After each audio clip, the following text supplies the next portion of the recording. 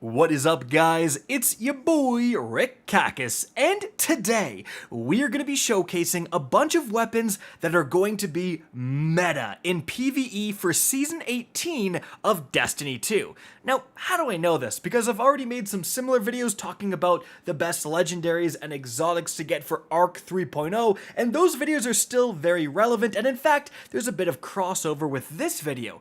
But the new piece of information is that Bungie essentially revealed the PvE meta recently, and they did this by showcasing every single Season 18 artifact mod, and these are so important in developing builds within the current season. So if you want to see a full breakdown of all of the different mods within the new Season 18 artifact, check out the video linked up above. I would highly recommend pausing this and watching that first.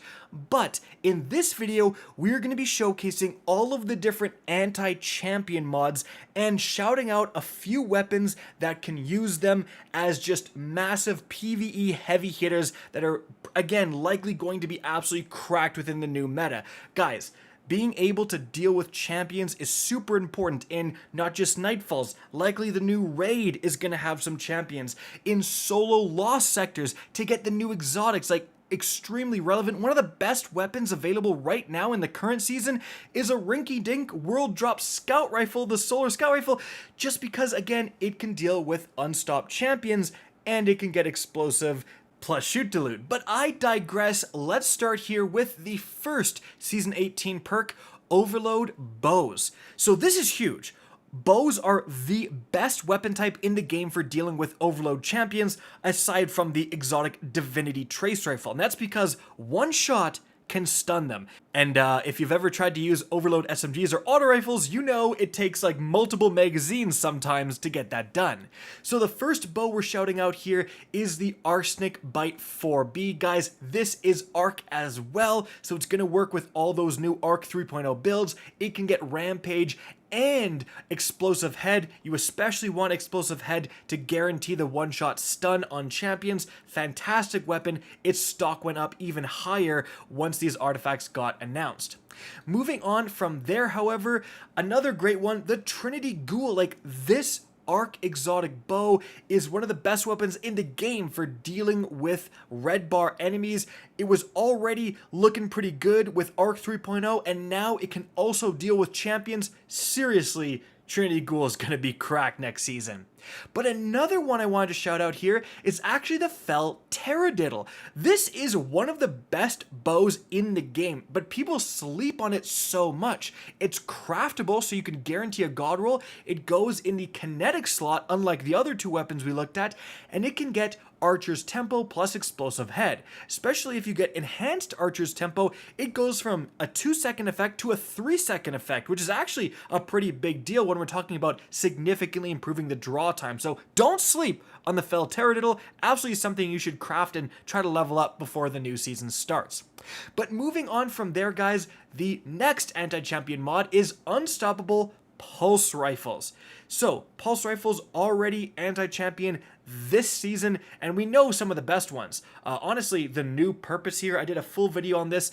This is a stasis weapon, so it goes in the kinetic slot, but guys, it can get adaptive munitions. It's the only kinetic slot weapon in the game that can get adaptive munitions, which means you're dealing with every single type of enemy shield with your kinetic slot weapon. That's insane, and every single endgame activity has match game, so really, really good.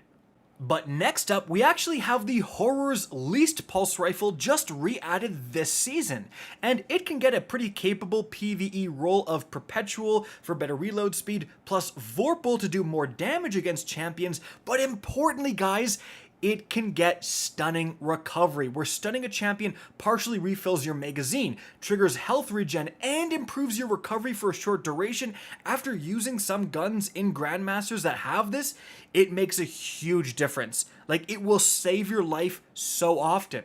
So, is this perk enough to warrant using this pulse rifle? It honestly might be, especially because the Horror's Least is also Arc, so it's going to work with all those incredible new Arc 3.0 builds and mods and so on. Don't sleep on this thing. And then guys, moving on from there, however, we're getting to the next perk, which is anti-barrier scout rifles.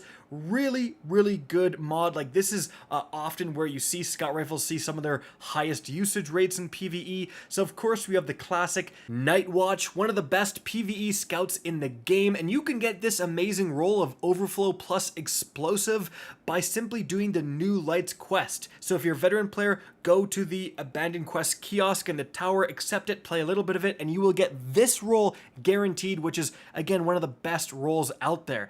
Another great one, the Hung Jury. If you can get something with explosive payload, gonna be amazing, especially with Adaptive Big One spec here. But something you shouldn't sleep on is actually the symmetry. So this is an exotic arc scout rifle. Like, we've talked about how important arc is, but remember, every single exotic does 40% more damage against red bar enemies all the time. So this thing absolutely collapses, low level enemy cheeks within high level content. I was actually using this a bit this season, and it was very, very capable, better than you think.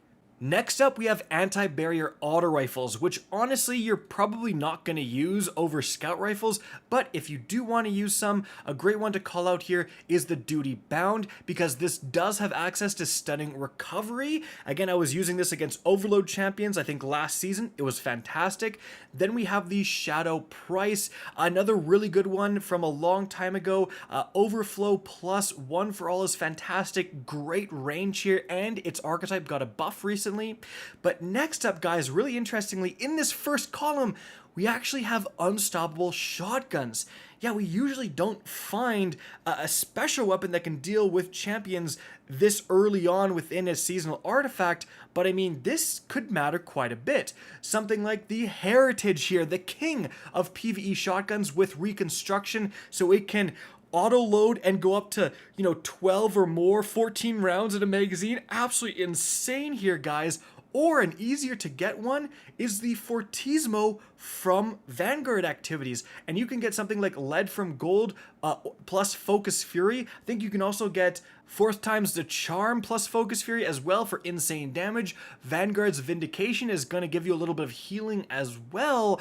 And another shotgun I'm going to shout out is the First In Last Out. This is one of the best shotguns in the game when we had the precision shotgun meta.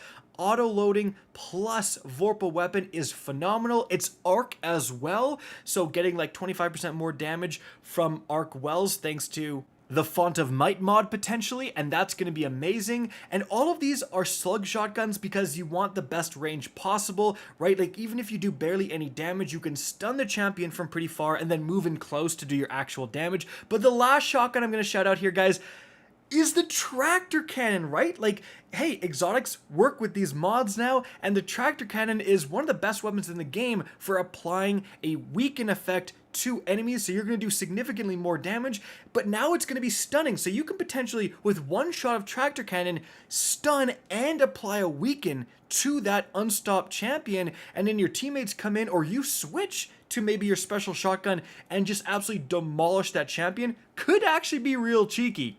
But guys, moving on from there, next mod we have here is in a much later column, and this is going to be Overload machine guns. So, the first one we gotta talk about is kind of a weird one. It's the Thunderlord, because this just looks like it's going to be fantastic. It's arc, it shoots faster as you hold the trigger, and does continual lightning strikes on a single target for incredible DPS. It does lightning strikes when you kill enemies as well for amazing ad clearing. This should be fantastic with this mod, right?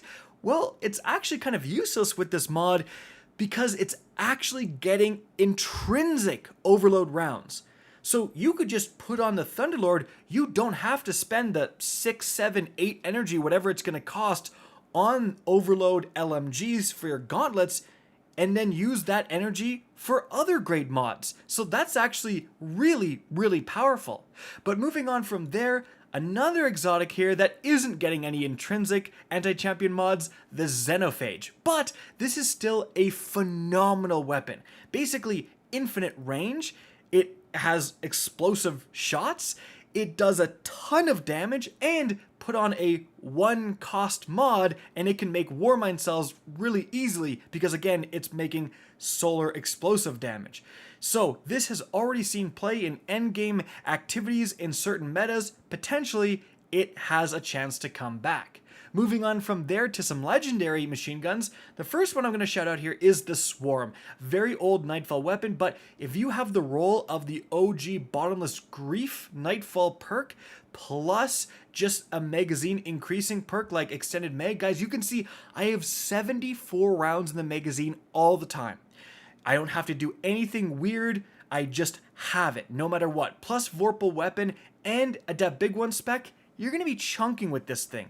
But if you don't have that, a much more accessible kind of version of that in the same archetype is the 7th Seraph Saw. So, both the weapons are actually arc, which again matters quite a bit. 7th Seraph can get a clown cartridge or autoloading, a bunch of good perks actually, and then it can get Vorpal Weapon or even Firing Line for significantly more damage. It can make Warmind cells because it's a Seraph weapon. A lot of good things going on here.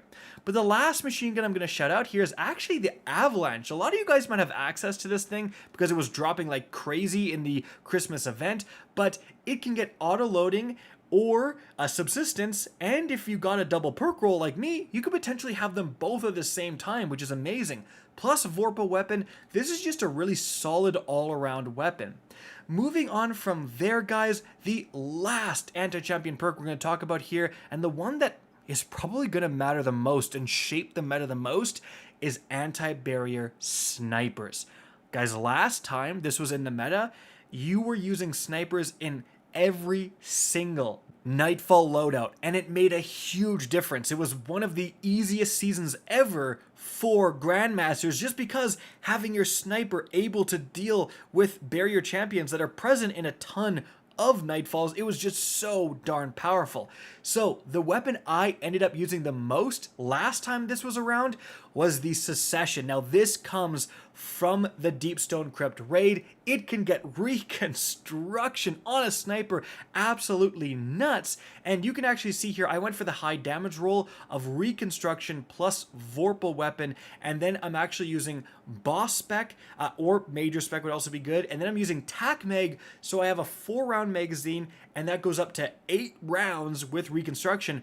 But if you get extended or appended mag and then put on the backup mag mod, you can get the magazine to 5, which gives you 10 rounds with reconstruction. Either way, absolutely insane. I am going for a little bit more damage, and I think that's the better roll overall. But moving on from there, guys, one of the big changes since the last time this meta was in effect is that now these mods are armor mods that work with exotic weapons. So that means the Izanagi's Burden, one of the best PvE sniper rifles in the game, one of the best PvE exotics in the entire game, part of world record Grandmaster speedruns. You're going to see this thing a lot. Now, this can get also anti-barrier rounds.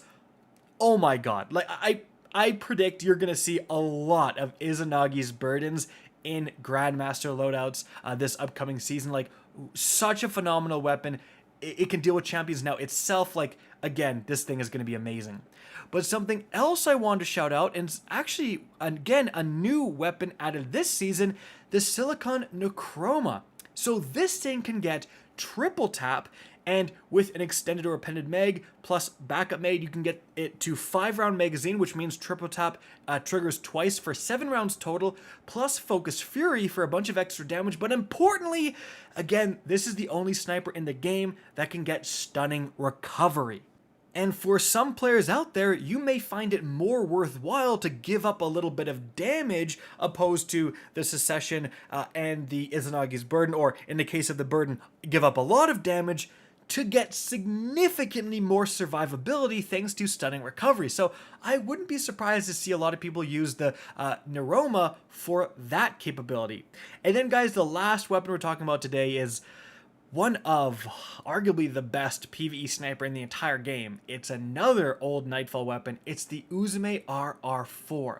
So this thing can actually get the roll similar to the Swarm. You can get an extended or an appended mag and combine that with, I mean, it can get triple tap, or it can actually get clown cartridge, I think, as well. But Also, it can get the OG Bottomless Grief. And if you have Bottomless Grief, you can see here, guys, it just puts my magazine up to 7. So this is the only sniper in the game that can just, with this adaptive frame archetype, have 7 rounds all the time, no strings attached. You know, I don't need to get precision shots with triple tap. I don't need to get the reload in with clown cartridge. I don't need to do anything. I just whip this sniper out. It has 7 rounds every single time. And with Vorpal weapon and Adept Big One spec, it is a monster just of consistency within PvE. So fantastic weapon. Again, this thing's gonna see some play next season. Guys, that is it for the video. Did I miss anything? If you have weapons that fall into these categories that can use these anti-champion mods that you think are gonna be meta next season, let me know in the comment section down below.